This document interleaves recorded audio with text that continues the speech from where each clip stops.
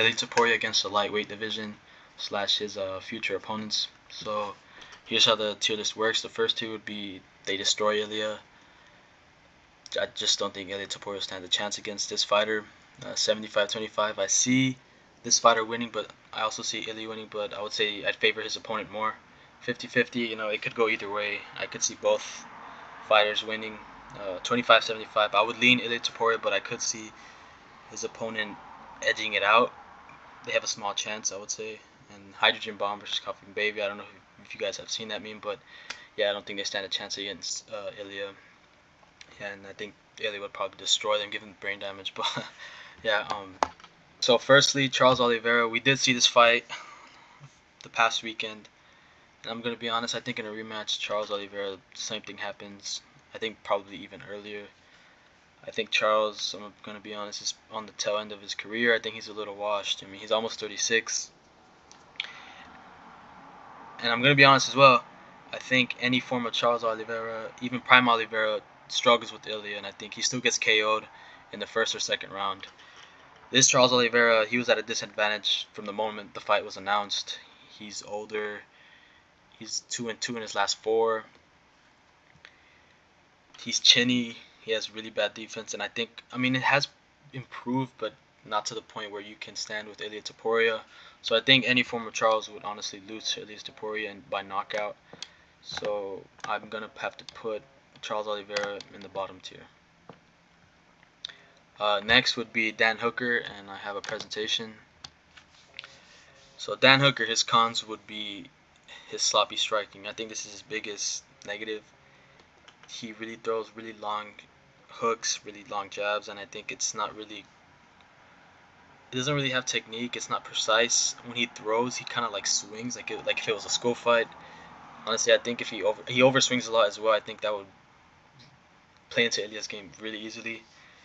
And I've noticed, I know he's on a 3-fight win streak, but he has really slow reaction time, and I think it's because all the wars he's been through, especially that Dustin Poirier fight, that Jalen Turner fight. It's catching up to him. He has really slow reaction time. He also has slow retraction time, and what that means is that after he throws combos, he takes forever for his cross or jab to come back to his guard, and that was highlighted against Arnold Allen.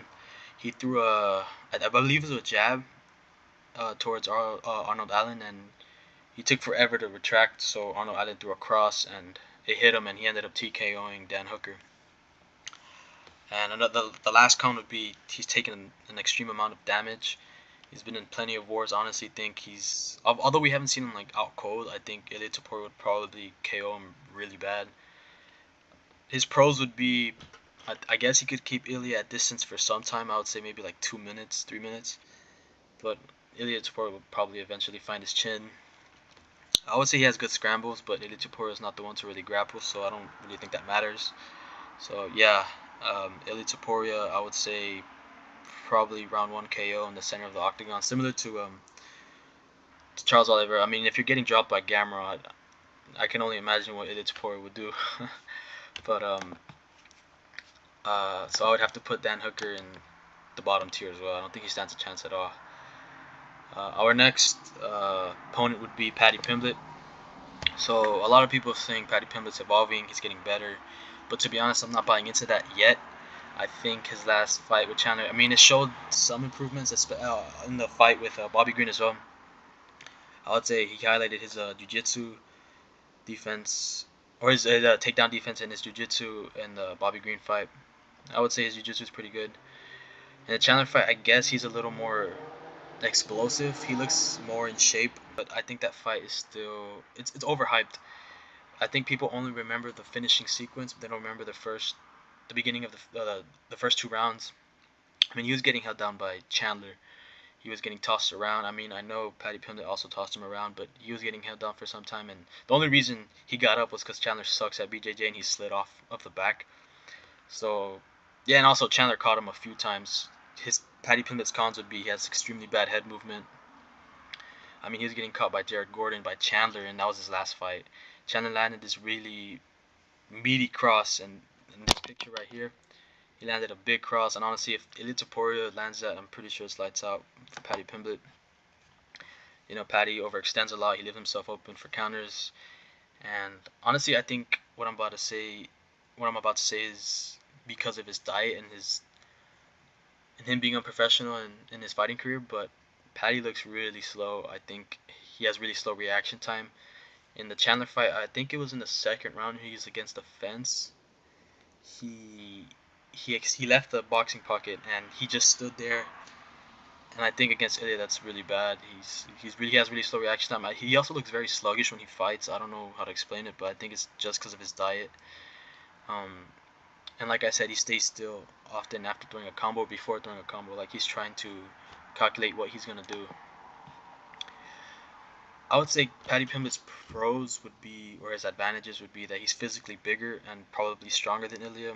I think he's always gonna have that against most of his opponents, but I could see him like holding Ilia down, possibly kind of ragdolling him, just because he's like way bigger. But that's if he even gets the takedown, because Ilia's takedown defense is pretty good. I would say the size advantage, like I just said, he's gonna probably have a way bigger frame than Ilia. I would say he's actually better than Ilia in the BJJ offense. I mean, we saw that in Bobby Green in the Chandler fight. I think his BJJ offense is pretty good, and I would say his defense as well. But honestly, I don't see the fight going to the grappling unless Paddy Pimblett immediately initiates it before he gets KO'd. But yeah, I think honestly, Ilia Topuria either KOs him in the first round, late first round, or honestly round two in the beginning of round two. I guess. I mean, Paddy Pimblett will be like the first guy Ilia Topuria's faced in a while. I mean, the last guy would have to be probably Bryce Mitchell, but that was like three years ago. So yeah, so I'm gonna have to put Paddy Pimblett right here. Honestly, I think I'm gonna put him ahead of Dan Hooker because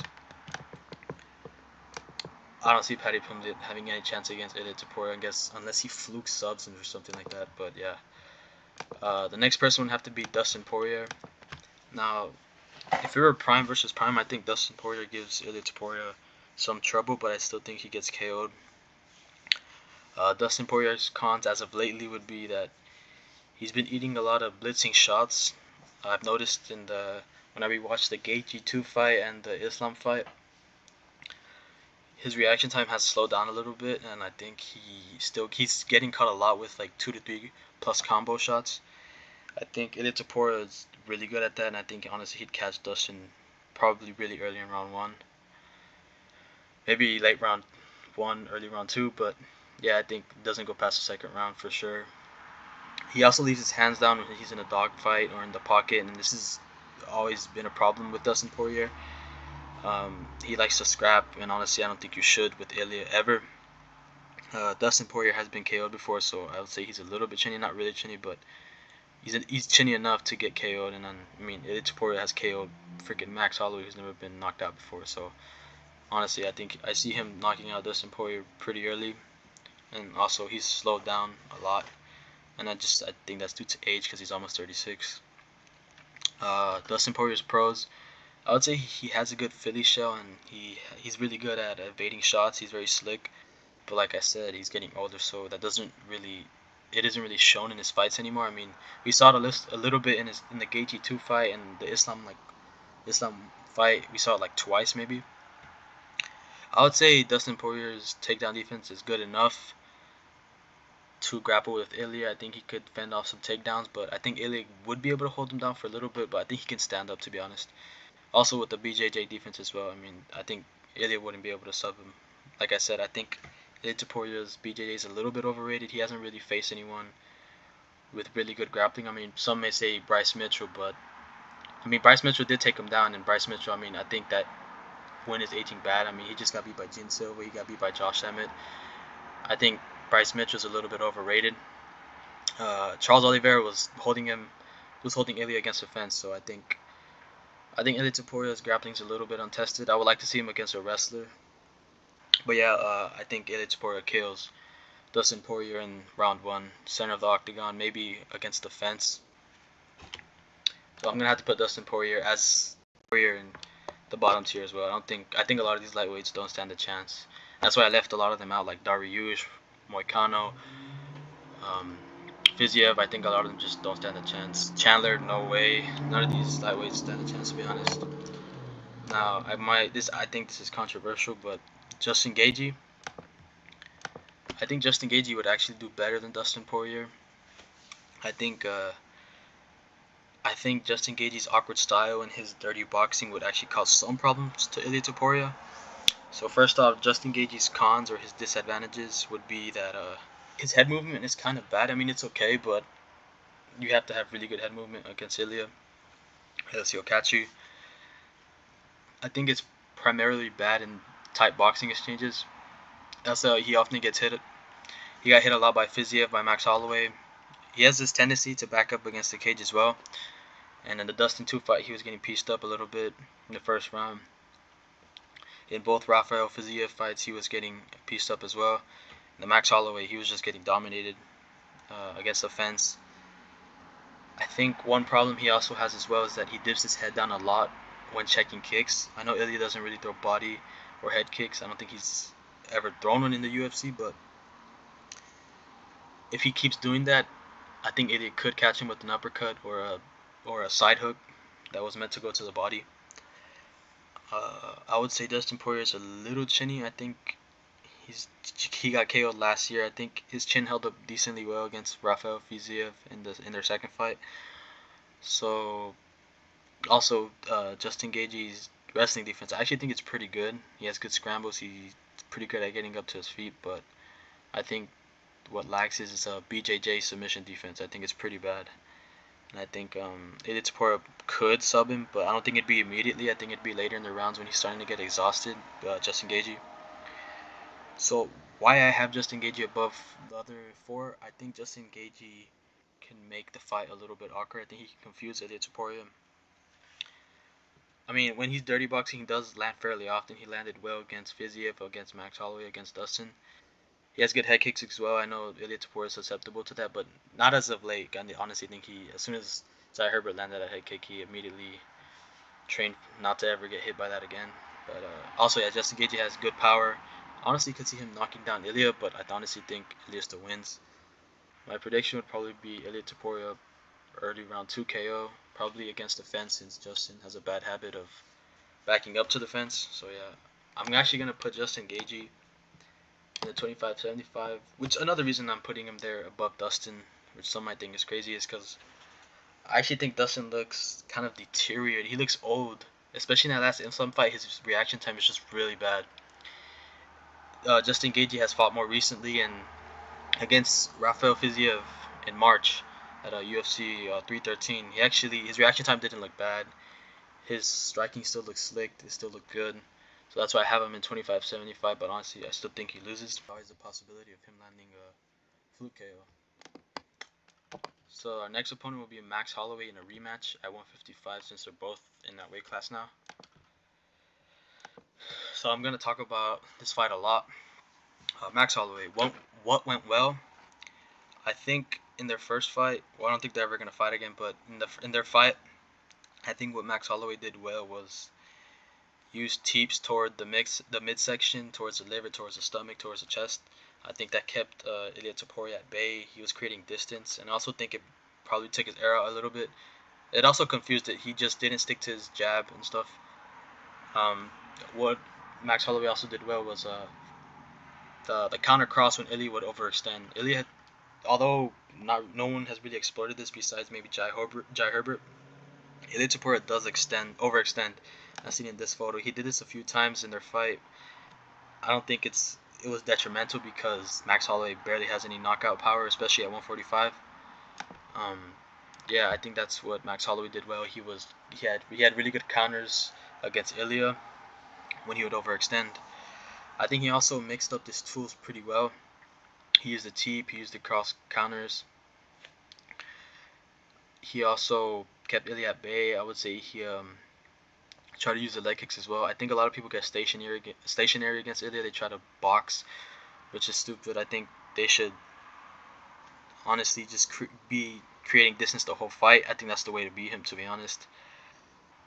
He has really good stand-up from the bottom wrestling position. He got up immediately after Ilia took him down. So I think that's what he did good. I think what went wrong was that he had very limited head movement, which I think that's always been a problem with Max Holloway. I think he has good defense when it comes to like 1, 2, or 3 combos. But once it's like 3+ combos or even 2+ combos, his head movement becomes pretty bad. I think he leaves his head on the center line, which is really open across to jabs, to hooks, and that's how he honestly got KO'd. That first shot that led up to the hook was a cross. So yeah, I also think Max Holloway leaves his hands down all the time. He doesn't have a high guard, and it's just bad against Ilia Topuria. That's another reason he got KO'd. I would say the sequence leading up to the KO, he had uncalculated movement, which is fair because he was already dazed from the first shot. I think that's what went wrong. I think his head movement, and honestly just think being rocked. A rematch at 155, I would say he has a possibly replenished chin, but I would say it's unknown because he just got KO'd, and we honestly we don't know how he's gonna look. I would say the fight with Dustin Poirier is really gonna dictate how he looks in his future fights. If he gets KO'd, I think he's honestly done. I mean, who else is he gonna fight if he does lose, or if he gets KO'd? But honestly, I think Max still has a chin, especially after moving up to 155. If he stayed at 145, honestly, I could have seen him getting KO'd by a fluke to maybe like Diego Lopez or Gene Silva. I would say at 155 a rematch. I think Max would have possibly more knockout power. I mean, he KO'd Gagey, but I would say at 155 he's a little quicker twitch. He has quick twitch movement, and I would say that's due to less harsh weight cut. I mean, when he was fighting Justin Gagey, he didn't look as slow. He didn't look as frail. He looked actually like very powerful, explosive. So, but to be honest, I think the fight still ends in similar fashion. Although I would say it would happen in maybe the fourth round. And I wouldn't say he goes out cold again. I mean, he didn't really go out cold, but he did get dropped. I would say it's more of a TKO against the fence if the rematch was at 155. So I'm gonna put Max Holloway in the 25-75 tier, above Justin Gagey. I honestly think that performance is really underrated. I think he did the best out of the three, Alexander Volkanovski and Charles Oliveira. I think he did the best. I honestly think he gave Ilya the toughest fight so far in his career. So I think that's a pretty underrated performance, even though he lost. Next would have to be Arman Tsarukyan. I'm a pretty big fan. I've seen him in person. He's pretty cool. So honestly think Arman has a pretty good chance of beating Ilya. I would say Arman Tsarukyan's advantages would be the overall grappling side of MMA. I would say his wrestling's a lot better, his control's a lot better, his BJJ defense is pretty good. I would say the ground and pound is one of his best skills, and he's just overall the better grappler. I would say although we haven't really seen Ilya physicality at 155, I would say Arman Tsarukyan is physically stronger. I mean, he was manhandling Charles Oliveira on the ground and holding him against the fence, as well as the double leg takedowns and the single leg takedowns in his fight with Oliveira. So I think he's probably stronger than Ilya. I wouldn't say knockout power, but like physically stronger in the grappling. I would say he has a better range of tools, such as his kicks, his spinning back kicks, the zesty kick, the roundhouse kick, the kicks to the body, sometimes the leg kicks. I would say that's pretty good against Ilya if he uses them well. I think he needs to set it up because a lot of the times he usually just throws them out in the naked, and I don't think that's good against Ilya. I think he needs to set up his shots. And I would say Arman Tsarukyan, he's the same age as Ilia Topuria, so I would say this would be the first time Ilya would fight someone his age who has taken minimal damage. He's also young, he's strong, he's powerful. So yeah, I think the disadvantages Arman would have would be obviously the boxing defense, uh, especially in the Charles fight, his most recent fight. When Charles would throw combos, Arman Tsarukyan leans back a lot, and as we saw against Volk, he caught Volk like that. Volk was leaning back a lot, and he caught him against the fence. So honestly, it's pretty bad. I think Ilya could KO him like that. In his fight with Joaquim Silva, he did get KO'd by a very basic hook, and although that fight was about 2 years ago, I think he still has those problems. I would say his boxing offense, he's at a disadvantage as well. He has very basic boxing fundamentals. It works well against fighters with like bad defense and slow movement, like Oliveira. But against Ilya, he has very good boxing defense. He's gonna be able to evade the shots, slip the shots really easily against Arman. That's why I think Arman should stick to his kicking game. I would say Ilia's a way cleaner striker, especially in the boxing and the striking, not the kicks. He's very precise as well, and Arman tends to set up basic combos, which Ilia Topuria could interrupt. And the last disadvantage is I think Arman has bad cardio. I think it starts to fade once the third round begins. As where Ilia, he's gone the full 5 rounds. So has Arman, but I think Ilia has way better cardio.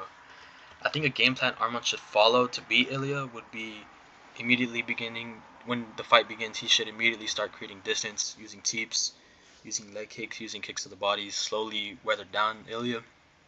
He should just stay at distance. He shouldn't exchange in the pocket because I don't think his boxing is well enough for that. Avoid boxing exchanges for prolonged periods of time. If he has to pocket box, I think it should just be for like 1-2 combos and immediately exit. I think once he has found some sort of rhythm, he should begin wrestling. He should start wrestling at the end of round 1. I think he should slowly weather down Ilia. I think he could get Ilia tired, especially since he's a lot stronger. I would say if he takes Ilia down, he should stay in mount / top position and avoid BJJ. He should resort to control time, even though that's boring. Or he should also resort to ground and pound, which he's pretty good at. We saw that against Joe Alvarez and Charles Oliveira. I think Arman has a good chance, but to be honest, I still see him getting KO'd. Actually, I see him getting TKO'd. I don't see him going out cold, but I see him like getting dropped and covering up. I think that would happen probably in the third round. I would say it looks similar to the Max Holloway KO. He wasn't out cold, but he got dropped, and he needed time to recover. So yeah, I think Ilia Topuria wins. Although I think it'd be a tough 3 rounds. Now, Islam Makhachev. This is a really intriguing fight. I honestly would have rather wanted to see this than the Charles fight. I'm gonna be honest, I don't think we're ever going to see this. I think it was just too good to be true. It's like one of those fights like Tony versus Khabib, Tom Aspinall versus Jones, if that fight ever even happens.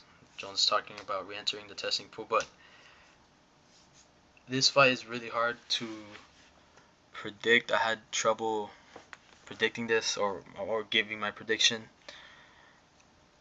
So first of all, I think Islam's advantages would be the overall grappling. I think the wrestling, especially the freestyle wrestling and the samba wrestling, he's just way better than that, way better at that than anyone in the UFC. I think he's the best wrestler, to be honest, and the best at mixing it up.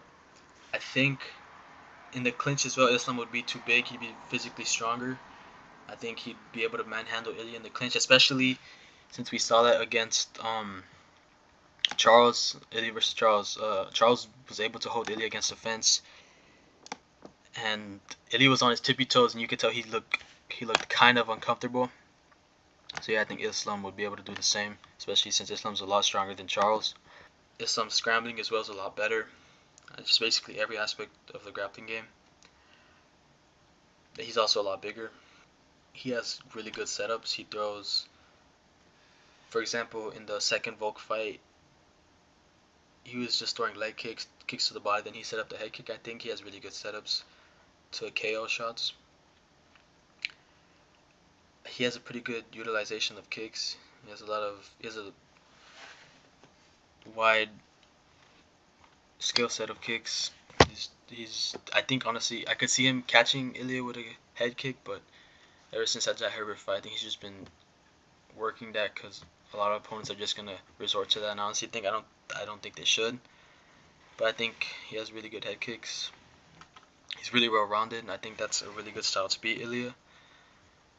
I would say he's risk averse. Islam, he doesn't like throwing in the pocket. He doesn't like dirty boxing. He doesn't like risking getting knocked out. As we saw that clearly in the Dustin Poirier fight. He would avoid tight clinches in the pocket boxing. So yeah, I think his distance management is really good as well.